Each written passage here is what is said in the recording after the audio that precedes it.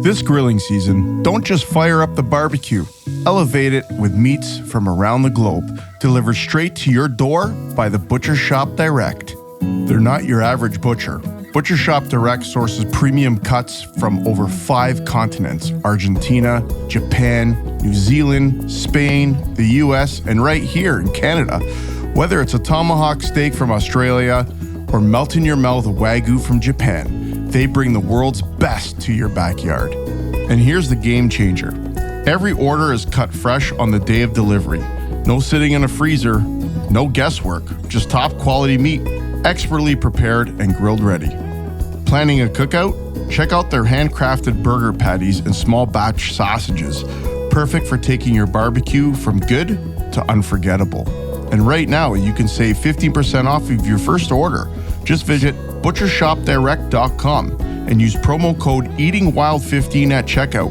Plus, get free delivery on all orders over $250. That's EatingWild15 to save, and free delivery when you stock up. Butcher Shoppe Direct. Premium, fresh, delivered. If you were team captain, who are the 5 guys, and you can pick me, it's cool, man.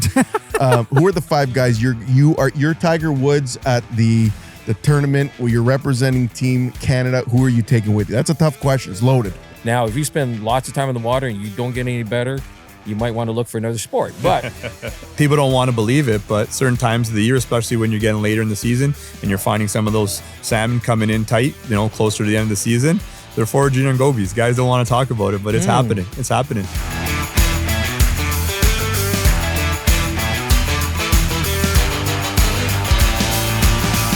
Well, Lou, listen, man, we're halfway through the day. First day, it's Friday. You brought something to our desk this morning, and most fishermen will relate to me when they say, what the hell are you doing bringing in a banana to the show? A banana to the show. So everyone knows if you're fishing, you're not supposed to bring a banana on the boat, right? Mm-hmm. But I'll be honest, it's one of my favorite fruits, man. It's like you got some potassium in there, man. It's a good healthy snack. Sure do, yeah. Right? You sure do, yeah.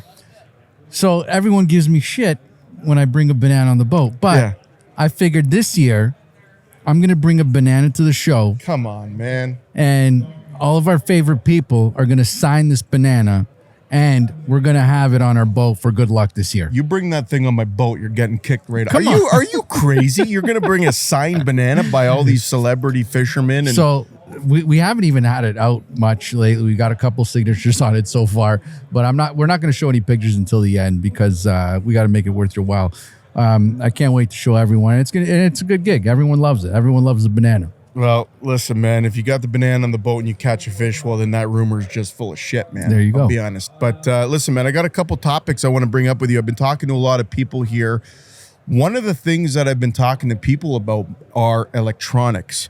And I got to get your take on this because you're still running old school style electronics. You don't have any live scope or anything on your boat, right? Correct? No. I've been getting a lot of mixed.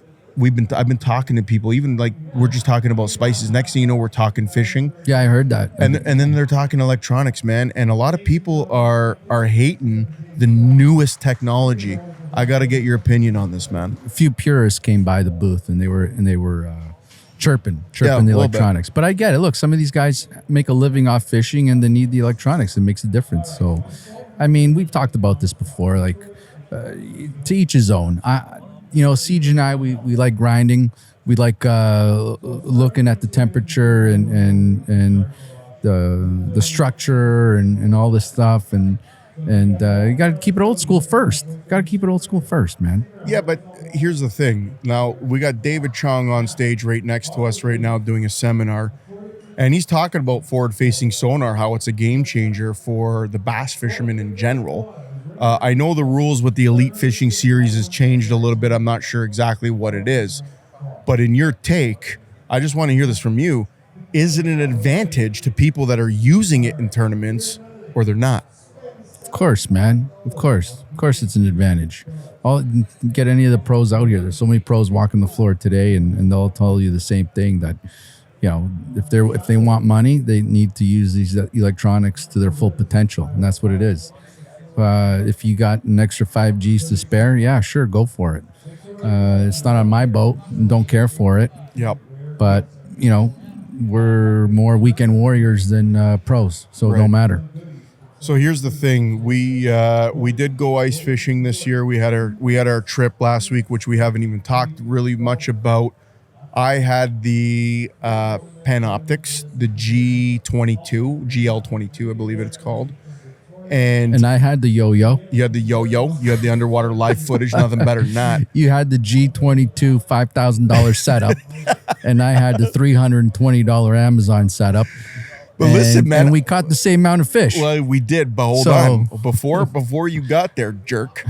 All right, we drilled a hole, and me and Martins put the forward facing, and we located a school. Yes, okay, I got that. Yeah, you drill a hole, you put that thing down, you're going to see a lot more than what I could see with the normal underwater camera, and that makes total sense. If you're scouting a new area, that's the way to go. That's what you want to do. It's going to put you on fish a lot faster. But you don't need to spend that money. You don't need to spend, in my opinion. Yep. But it does make it easier if you can afford it, if you want to do it. If you're a little bit more serious, yes, absolutely. So, we don't want to say, hey, Garmin, this is not necessary. Of course not, man. If I had 5 Gs lying around that I can spend for an ice fishing setup, sure, I'll do it too. Why not? No, I get it, man. And it's a money thing too. Like, it's not cheap. But I will say the game has changed a lot. It's changed a lot once that's been introduced to not only ice fishing, but tournament series fishermen and guys, maybe weekend warriors too. Look, man, on Lake St. Clair, I had the Panoptics running during our muskie fish, and it was really, really cool to see the shad, but then to also see those big, long marks behind them. And it just, gives you more confidence, in my opinion. I might be wrong about that because you could see them, but 50 to 60% of the time, maybe even more, Lou, they're not hitting. So again, there's people that say that there's some sort of magnet pulse that gets shot out to these fish and it's screwing them up. I don't know. I'm not a scientist, nor do I care. I'm just saying, listen, man, at the end of the day, I got it. I got it on my boat, and I love it. And I'm a weekend. Well, I'm like not even a weekend warrior. I'm like a 1-monther. Is that even a word? A 1-monther? A 1-month maiden. Oh, man. But yeah, one of the topics that's been brought up a lot. But another thing, man, our spices, man. Our spices have been on the shelves. Yeah, a lot of people they've been moving. They've been moving, which is cool to see. And thanks to ProJ for helping us out with some plastic bags because we weren't ready. We weren't ready for that, Jasper. Appreciate that. We weren't ready. We didn't think we were going to be selling 5-packs, but we are. But the show's been great so far, man. I've seen a lot of familiar faces, a lot of people walking around. And look who's right next to us on the other side. Who's that? Our friends at Angling Sports. Yeah, well, I got a story about that now that you brought that up, pal. Tell me. As Moose walks by our booth doing a live. Moose is live right now on the mics. He's going nuts. He's trying to interrupt our episode here. That's okay, man. I think he's selling spices for us, too. Look at him. Oh, boy. I want to put the mic on him live. Yeah. Hold on. Can we get Moose over here? We need 2 mics on his face right now because he's selling our spices, and I love it. But, yeah, Angling Sports, you brought that up. So they started a little bit of a feud last fall, okay? Just to remind people, they put a bet out there to Mean Siege at the Muskie Brawl that they were going to beat us, head to head with Muskie. They only got one. It's adorable. And you guys lost one. Well, we fished 3 hours. We did lose one in the first 30 minutes. I don't know. That sounds like an excuse. No.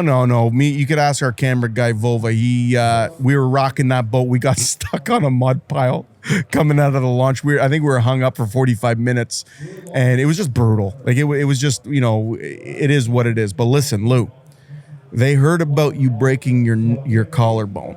Yeah. And Cole, I heard what they said. And Cole called you collarbone boy. Yeah. It kind of went viral, bud. Yeah. It kind of went viral. What are your thoughts on that? Well, I got to tell you, I saw Cole yesterday. Yeah. We walked into the show while we set up, and I was ready for war. I'll be honest. So I looked at him, and he looked at me, and he's like, "Hey, Lou, how you doing? How's your collar, man? Are you good now? Are you all right?" He was so friendly, man. Yeah, He was so nice. And I had my fisticuffs ready. I thought we were about to pop. Hey man, if you're gonna no, pop, he was cool. You invite me to the dance, all right? Well, listen to this, bud. I walked up to Cole yesterday as well, and I slapped him on the back. He almost collapsed. Why? He broke his vertebrae. What? This is true, man. Cole's not in good shape right now, brother. He's in pain. He actually slipped. He fell. I don't know the story. We're going to have to talk to him. Maybe we'll write him a lullaby. Okay. He slipped, he fell, and he apparently broke his... And I came in and I'm like, what's going on? He's like, I'm like, is this guy... So listen, man. Collarbone...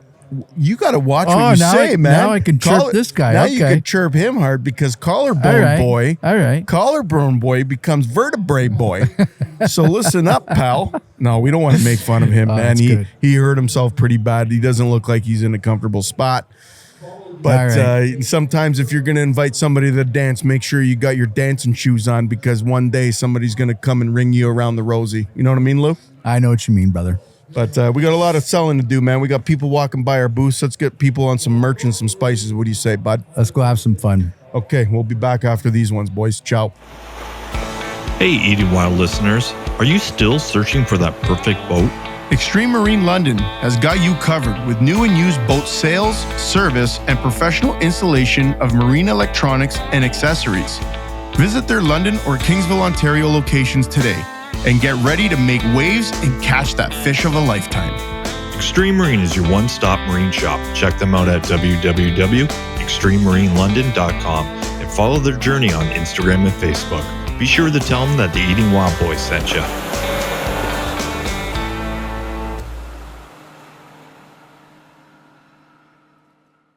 Welcome everybody to the Eating Wild Podcast. Smash Maleka, Top Dog Pereira.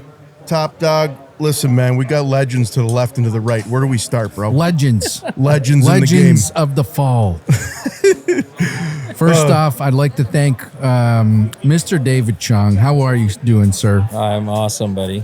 It's good to see you again. Same here. I feel like this is a tradition now. Like we're going to do this every year. We can do this every year. Absolutely. I love it. I'm in. I love it. And today we also got Mr. J. Dooch Neglia. J. Dooch Neglia, Daiwa Pro Staff. J. Dooch, what's happening, brother? All good, boys. Nice to see you. Boys, listen, the show started today. We're at the Toronto Spring Fishing and Boat Show. Mr. David Chong, you were on the stadium already today. What's new here? What's going on? Tell us what's happened here at the show this year. Well, I'm talking every day. I've already talked once today. We're talking. My seminar is called Pan-Sized Fun. Pan-sized fun. We're doing panfish this year? Yeah, I love it. I love it. You guys, I'm sure you guys cooked up a few perch in your life there. So I took a sneak peek. I'll be honest. I was fanboying a little while ago, and you were handing out the ice fishing rod with the drop shot setup. Drop shotting for pans? The donkey rig. Yep. The donkey rig. Yeah, man. Donkey rig for sure.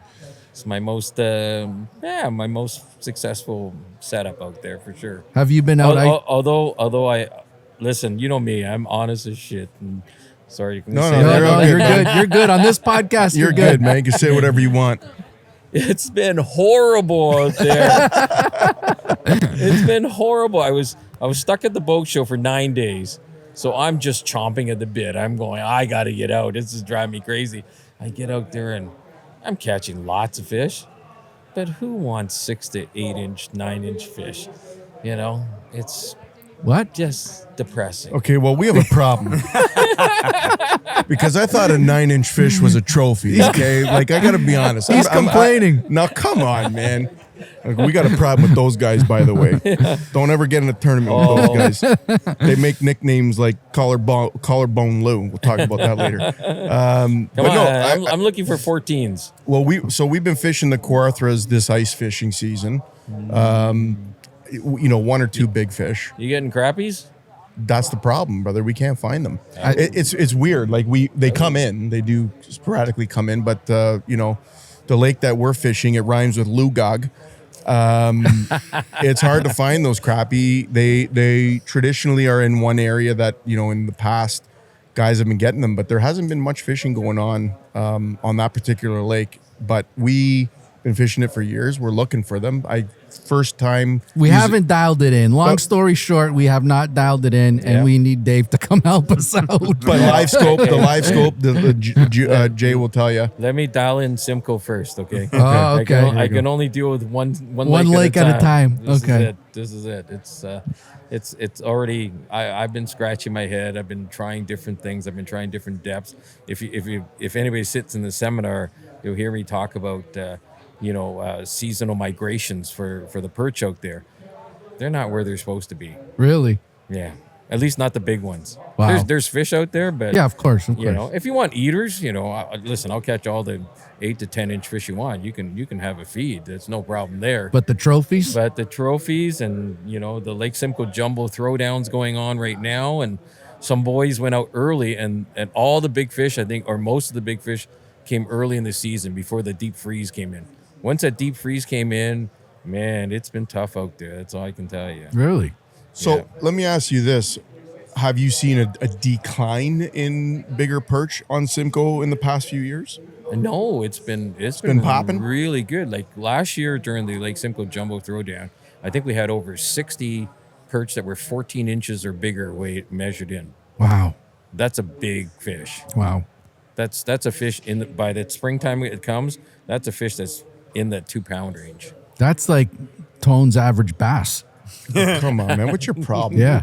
This is not a podcast on picking on Smash here. Anyways, we're moving on. So the ice fishing season's been okay. Yeah, again, we're catching. We're catching. It's just not, for me, it's about catching the right ones. That's all. Yeah. I want to ask. People say, oh, you caught 50, 60 fish today. That's pretty good. That's amazing.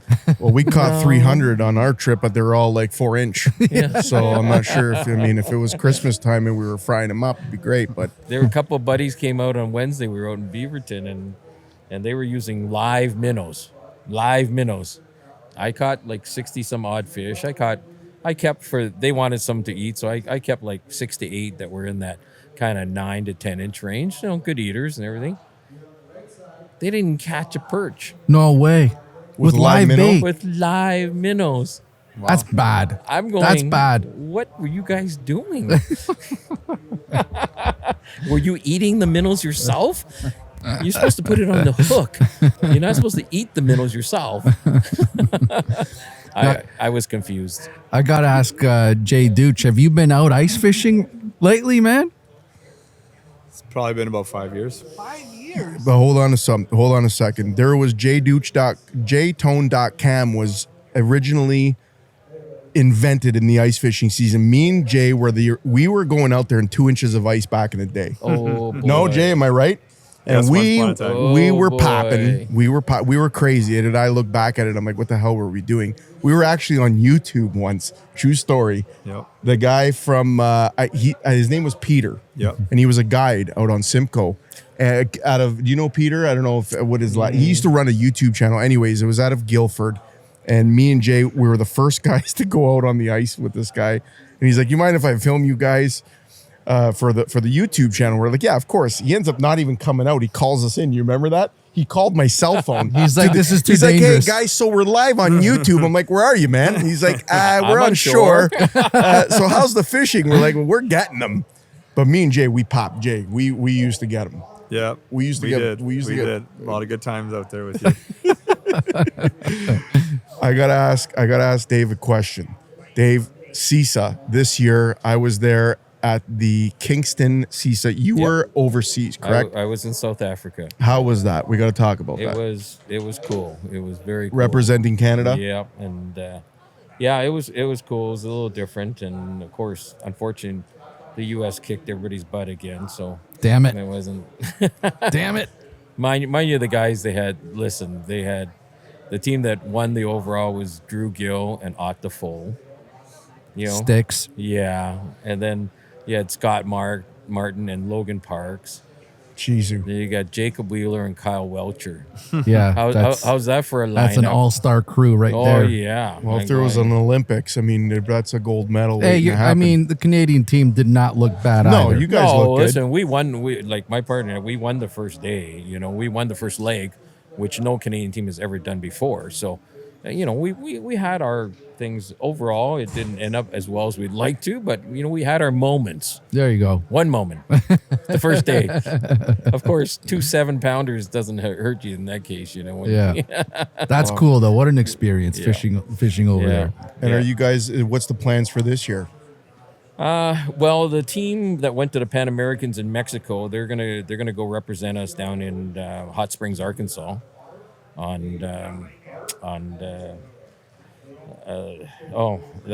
hate that lake, so I shouldn't say that. It was fun to fish when we were down there, but this lake, we arrived when we went down there. We went down there for Pan Americans, and when we arrived down there, it was on a long weekend. Honestly, I can't even describe to you what it was like there. There was pontoon boats with twin 250s on the back everywhere. Come on. And they were just buzzing. There was no rhyme or reason how they're going. They were just crossing paths like this and everywhere, and there was no wind whatsoever, and there's 4-footers everywhere in the lake. Oh, there's so many of these. There's probably, I don't know, there may have been like 500 to 1,000 out there. How are you supposed to fish in that? Well, you can't. We came in early because we were afraid to go get run over, first of all. Right. Because they didn't seem to care where they were going. They just go wherever. And then the next day after the long weekend, there's not a boat on the lake except for us. Oh my Lord. It's like you were in a totally different lake, different body of water. It was insane. But anyways, that's where the World Championship is this year. So I wish them well, the guys who are going. Who's representing this year? I honestly can't even tell you the team. I know Joe and Brent, they were both down there.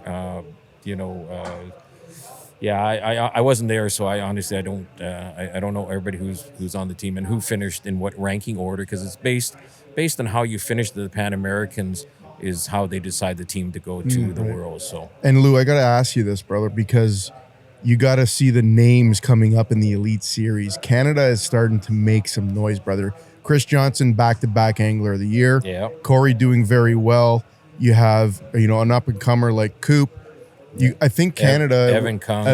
I got to interview him at CISA. He was in second. He was in second until Brian Bickle, the hockey player. Mm-hmm. Have you fished with Brian Bickle before? That guy's a stick. I fished beside him. Yeah, he's a big man and Stanley Cup winner. He was in second place, and then Conger came in and on Championship Sunday and bumped him, and he ended up winning. Actually, finished second. The Johnson brothers won, but Lou, Canada's looking good, brother. We're starting to make noise.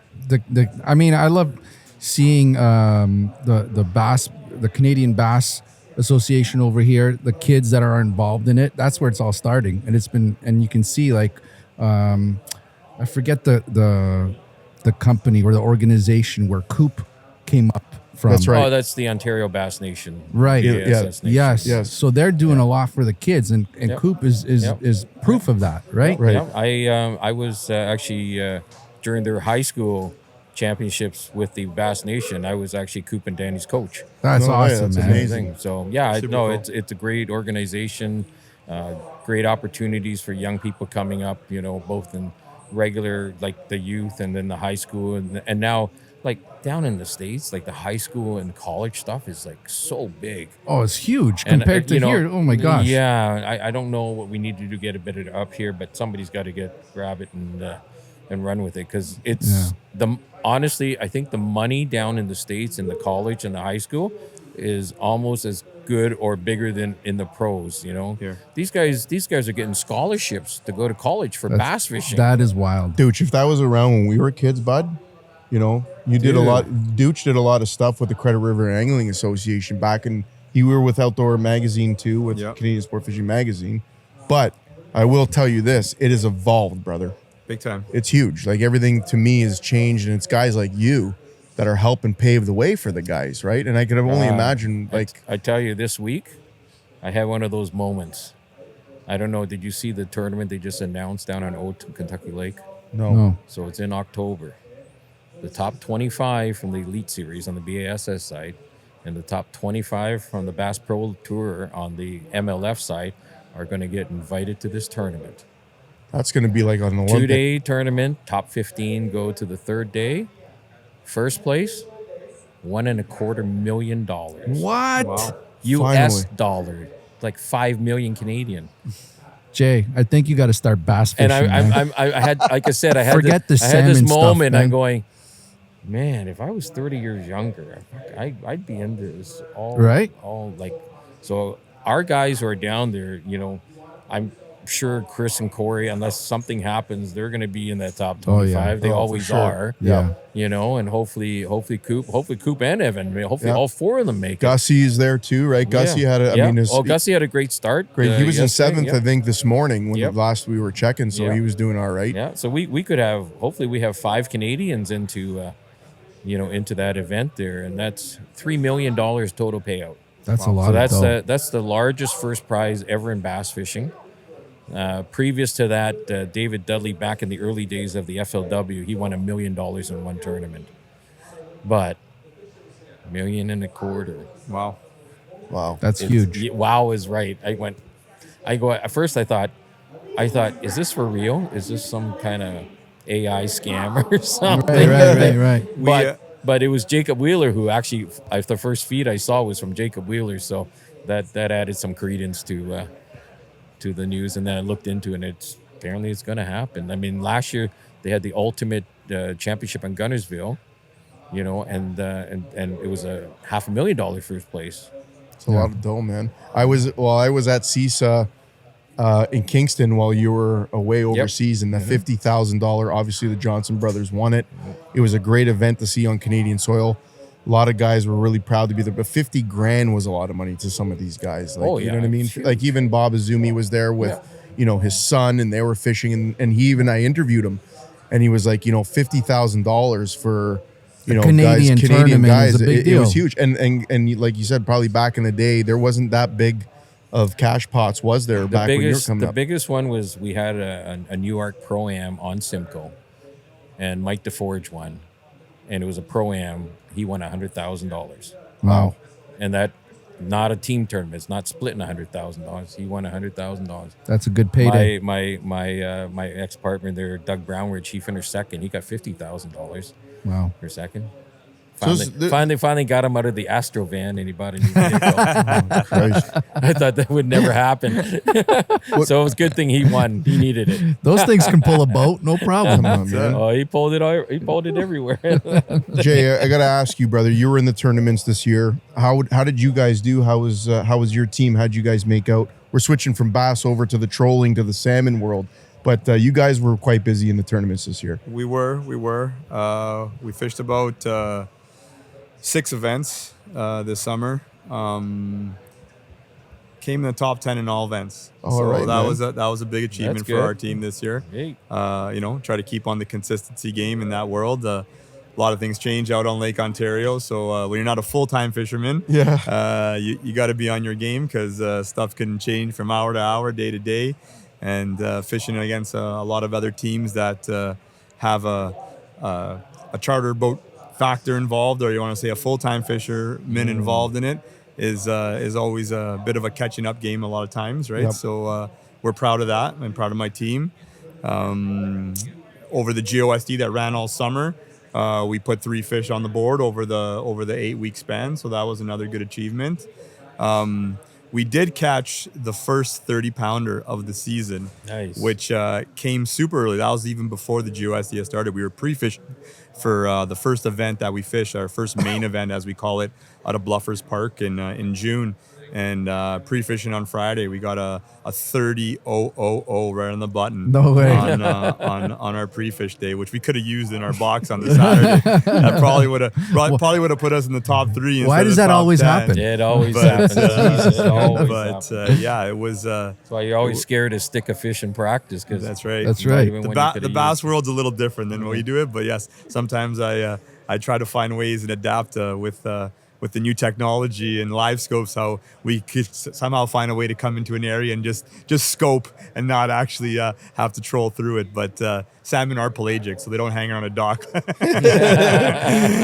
But how's the dough? Like, how's the cash? Like I know that the salmon, like. So the GOSD and some of our those are tournaments. They're actually the largest freshwater tournament in the world, and that's also mainly because it runs 8 weeks, right? So its duration makes it the largest tournament. But they pay out over that duration well north of $400,000 in prizes throughout that time. The structure has changed over the years with different sponsors. Like back in the day, they were famed for giving away a truck and a boat every single week for the largest fish. Yeah. That's obviously evolved and changed a little bit, but there's still money there. They still do. It's $10,000 a week for the largest fish that's caught each week. So it's broken up into, if you want to call it, 8 individual tournaments throughout the 8 weeks. And then the overall winner gets $50,000. Nice. So it's a good payday. And prior to that, about maybe just after COVID, when there was a little bit of a transition period there from ownership with the GOSD, a secondary tournament had started up, and it was giving away $100,000 for the overall first prize. So that was a kind of a step up. It didn't obviously end up working out just because one tournament came back and there just wasn't room for the 2 tournaments in the space. But and a lot of our events, we kind of almost kind of run very similar to almost like a golf schedule where we have 4 majors. And our major events, the shown prize is roughly around most of those tournaments and around the $25,000 mark. But we run a lot of side bets in our world. So you have kind of a 2-tier option where you could go in for a double down event kind of thing. So some years there's side betting in salmon fishing. I love it. I love it. So if you do enter a lot of the side bets or the double down events, there's been events that I think it was in 2016 at our Scarborough Bluffs tournament, payout was $75,000. Wow. For the winning team if you had doubled down and won both events, right? Nice. So it gets there, you know what I mean? Again, it's not on the level as some of the bass stuff, you know what I mean? Obviously, it's more at the grassroots, you know what I mean? But some pretty solid paydays. You could fish a tournament every weekend now on Lake Ontario if you have the time, from north to south shore, and probably make a living if you could compete, right? But $50,000 as a prize, isn't that how much you spend on gas just trolling Lake Ontario? We won't go there, Louis. We won't go there. Talk, at least we're using electric motors, man. Yeah, come on, man. But that has evolved too in our world too, where it was predominantly a big boat based kind of event or tournaments, right, where you have a lot of the bigger charter guys or the larger 30 plus foot boats, if you want to call it, fishing it. It's really evolved now, and you're getting a lot of I don't want to say the weekend guys, but a lot of the guys in smaller boats, 20-foot Lunds, and they're the guys doing the damage because they're able to pick up and run, right? They could adapt, right? The water moves the night before. Someone in a 40-foot boat ain't going to run to St. Catharines from the Scarborough Bluffs. That's true. Even if you win $50,000, like you said, most of your private money has gone into the fuel bill. But the guys with the smaller boats could run around and do the damage, right? So that's evolving too. So it's cool to see. It's also bringing in a new generation too, right? Yeah. Where you're getting away from the guys that have been around and a lot of the big boat guys, the charter boat guys. It's more attractive to a guy who could literally go bass fishing in his Lund on a Saturday and then haul down to Lake Ontario on a Sunday and clip in some downriggers to your track and troll around, right? Well, that you've been telling me for years. I live 5 minutes away from Port Credit, and I can take my 18-foot legend and go for some salmon. I never do it, but it's like, why don't we? But the bass, the bass in Lake Ontario, man, oh yeah, it's I'm gonna mention Seaside because I was there, I witnessed it. These guys were bringing in 30-pound bags. Yeah. Yep. 30-pound bags. Yeah, but hold on, it's crazy how. Well, it's a big factor in that obviously is all the gobies, right? Actually, the two major invasive species we've had probably had the biggest impact on the size of bass out there, with the zebra mussels clearing up the water and the gobies providing the eat-all-you-can buffet. Yep, 100%. We're seeing it even on some of the pelagic fish now. You're starting to see some of the lake trout and even people don't want to believe it, but certain times of the year, especially when you're getting later in the season and you're finding some of those salmon coming in tight, closer to the end of the season, they're foraging on gobies. Guys don't want to talk about it, but it's happening. It's happening. That's interesting. It's happening, right? They're there. They're in the right place, and they'll feed in them. Right now, salmon are a little different because they're more of a prima donna. They want to feed in that thermocline, that mid tier. But like those lake trout and those brown trout, and even some of the steel that aren't scared to put their nose in the mud. In there. They get big, and they get big fast, right? And I think it's going to be an evolution on the Great Lakes as it happens. We're going to start casting for trophy salmon. Well, that's we won't go there, but that's becoming one of the hottest things now is jigging. Yeah. Jigging on Lake Ontario for salmon. It's becoming a thing, right? And that's also, I think it's a marriage, as I said, as you bring in these smaller boat guys that aren't, their boats aren't set up predominantly only for trolling, and they're a little more versatile as a multi-species angler. Yeah. They're finding different ways that the traditional troller and you like to say put the blinders on and just fish one way are adopting a new way of fishing, and jigging off the Toronto Islands in a lot of areas is becoming, you got to have the right boat. You got to have a bow mount, you know what I mean? Which again, most of the big trolling boats aren't set up for. But if you're able to, spot lock and do stuff like that, it's a lot of fun. I've been out and done it. I've caught a few fish on Lake Ontario on the jig, and let me tell you, you catch a 20-pound king on 20-pound line on a medium action rod. That must be so much fun, man. It's mind-blowing. It's mind-blowing. It's the closest thing you're going to get to jigging something off a reef in the salt. You're hooking up to a king that just will blow up like a 3,000 reel, like it's nothing, and then you look up 5 minutes later and it's 6 feet in the air, right? That's so awesome. It's pretty cool. It's pretty cool. He'll make a run and spool you. Yeah. Hey boys, have you guys ever been to Gagnon Sports out in Oshawa? Have I? That place is a gold mine. Picked up my new bow there last weekend. Hunting, fishing, archery, they've got everything. Boys, don't forget the indoor shooting range. Gagnon's not just a store, it's an experience. They've been doing it right for over 50 years. Seriously? I thought it was just another outdoor shop. Just another shop. Buddy, it's family owned, Canadian proud, and huge. I've spent entire afternoons in there. Or skip the trip and shop online. GagnonSports.com ships across Canada, fast, smooth, and packed with top-notch gear. All right, I'm sold. Gagnon Sports trip next weekend? Only if we hit the indoor range first, so I can show you guys how to shoot. Gagnon Sports, 50 years of adventure and counting. And don't forget to tell them the Eating Wild Boys sent you.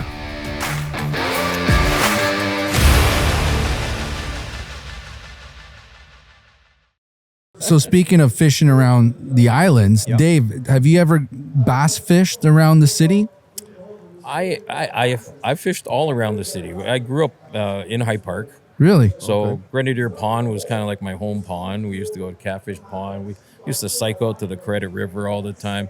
We used to go down to the islands and even there was one point, I don't know if you guys even knew this, there used to be a trout pond over on the island at Hanlan's Point there. The city operated it, and we used to go over there and fish for trout in there all the time. That's hilarious. That's really cool.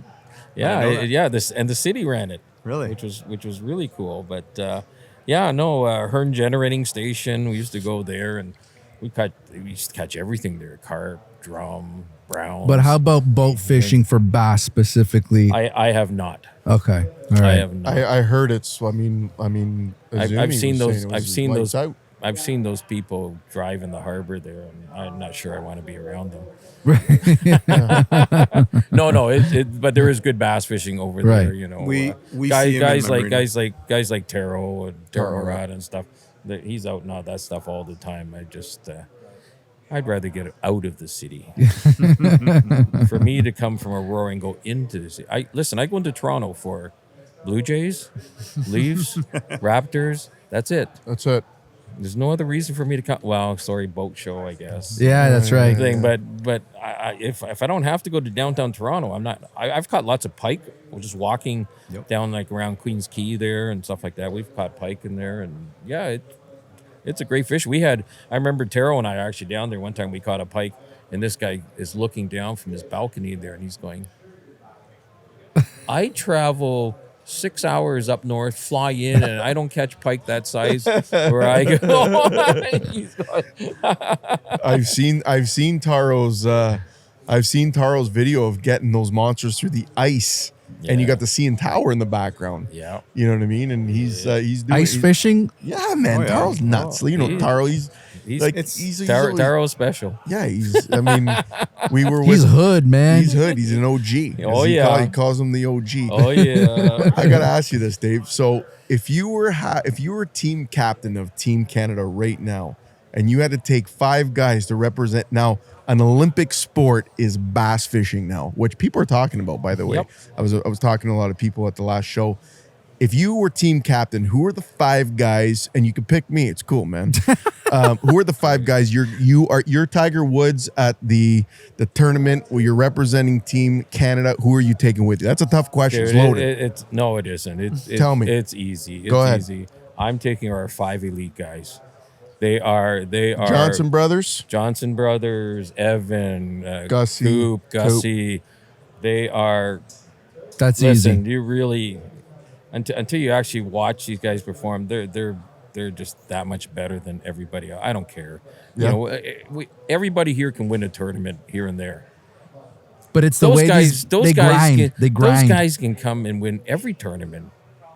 Consistency. Yeah, Consistency it is is. key. They're nuts, man. Like They are so good. And a big part of it is they're fishing in the States. Listen, the American anglers have always had an advantage on us because how long's our bass season in realistic? Before we had zone 20 and stuff like that. You had July, August, September, maybe October.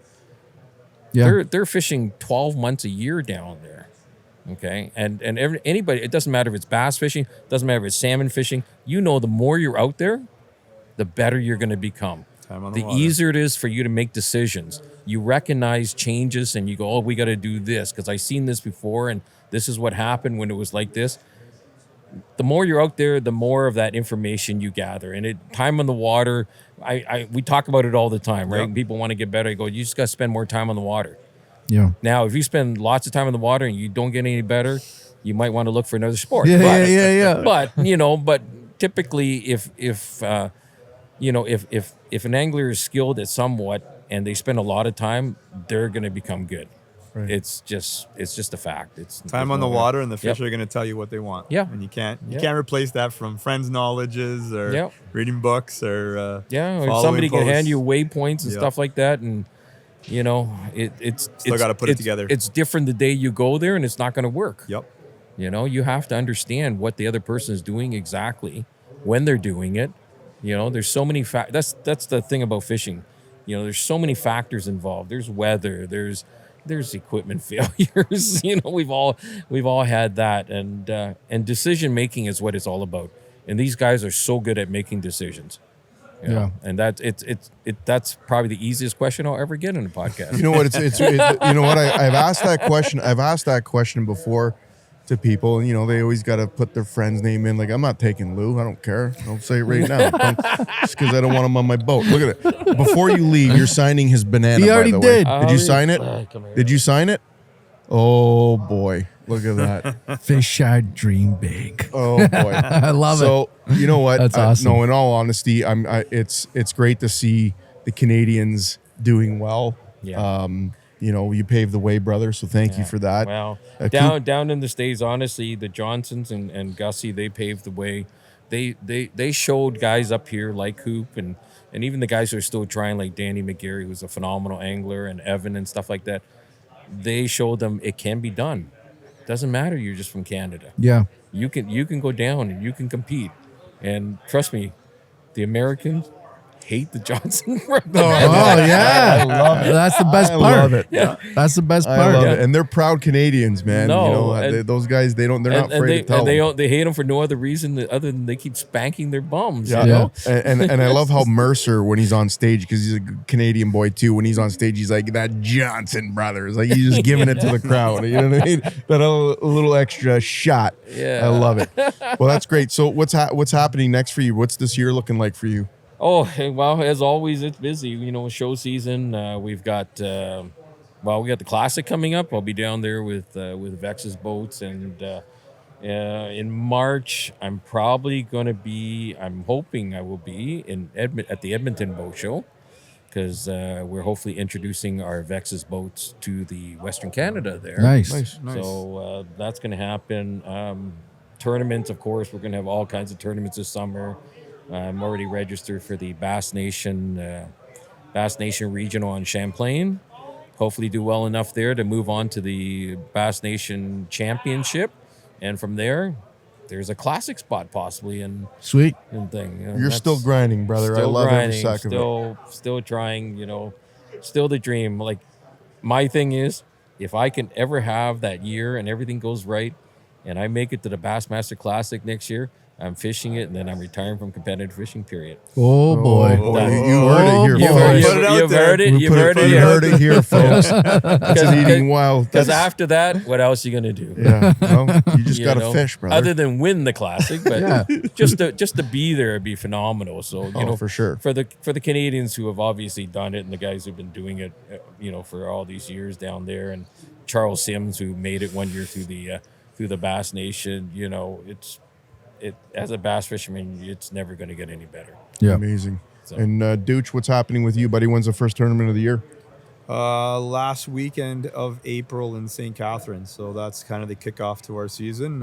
Boat goes in super early. Don't know if it'll be my boat this year, but we'll be fishing on one of my teammates' boat. We'll haul it down there probably for a few weeks before that, and get a vibe for the Niagara Bar. It's always fun place to fish that time of year down on the South Shore. It's a little different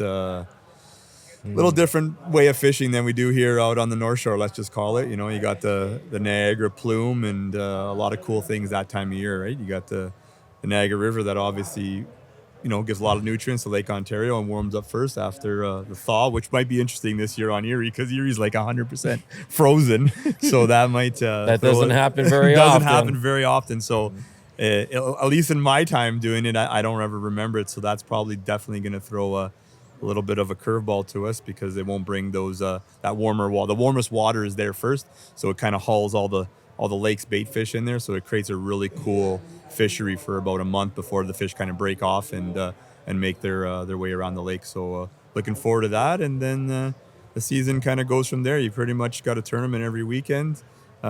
If you can do it, I don't know if I could do them all. I don't know if I was gonna say, are you getting divorced anytime soon? Or if Lauren's listening, she's like, "Oh, great." We keep sliding an extra tournament every year in and try to work that way. But yeah, no, as long as they keep cashing checks, I'm sure it's that's fine. right. Yeah, that's true. You said it. That's true. I don't ever see one of those. So. I got one question for you before we're done here. Can Tone and I, we're gonna go fishing with you again this year. Mm-hmm. All right, it's our tradition now. I don't want to catch brown salmon. That's Come not on, that's man. not on me, bro. That's Okay. on you guys. That's your problem. That's on I you want guys. nice shiny ones. We got to go early, man. I just explained to you. You want the freshest fish of the year. You come see me in the spring down there in the fall. We can't wait till October 31st. When I tell you guys it's on in mid-July and you're telling me you're catching greenfish, what do you want me to tell you? You got to show up for the brown ones in September. 6 pound smallies or So I can't help you. It's there. hard, man. We're It's on hard. Georgian Bay at that time, brother. We can't do it. Help you there. I can't help you there. I won't go any deeper on that. We got a legend in the other seat, so I can't knock those greenfish too hard.